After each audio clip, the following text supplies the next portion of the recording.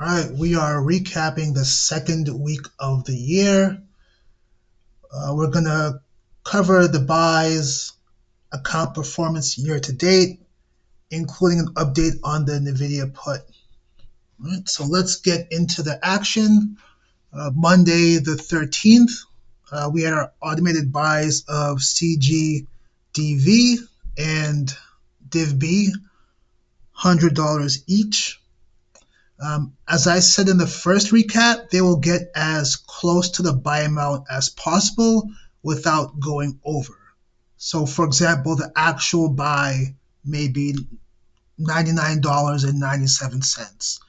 And if you have, kind of new to investing or automated buys, dollar cost averaging, the way this works is that they will buy usually first they will buy whole shares.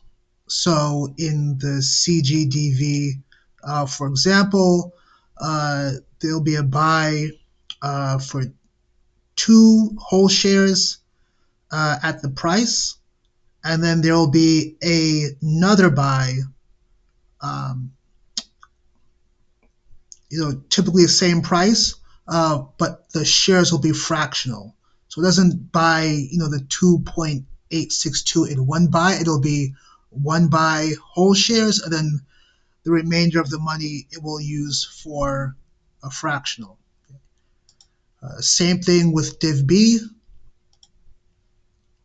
two whole shares, and then a fractional, about a tenth of a share. All right, so that's the buys for last week. Again, this is automated, so every week, every Monday, it will auto buy $100 or close to $100 of Div B and CGDV.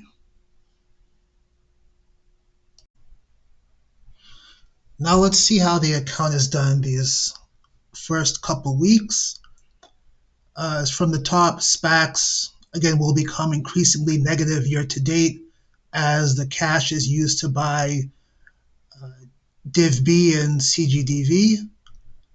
So again, no new cash is planned to come into the account this year. So all the buys will typically be coming from SPACs. SCHD had a nice little bump. It has been struggling a bit lately, so good to see. And actually, the only one positive for the year. JEPQ, which was up last week, is now down, and the rest are down as well, with Apple leading the way. It did have a huge run up to 260, so a pullback is not unexpected. And then the NVIDIA put, so NVIDIA has been downtrending since the 7th, the date I sold the put. The strike price is 128, and there seems to be strong support at 130. So we'll just continue monitoring the trade and make a decision as time gets closer. It is looking strong in the Wednesday pre-market, so that's a good sign.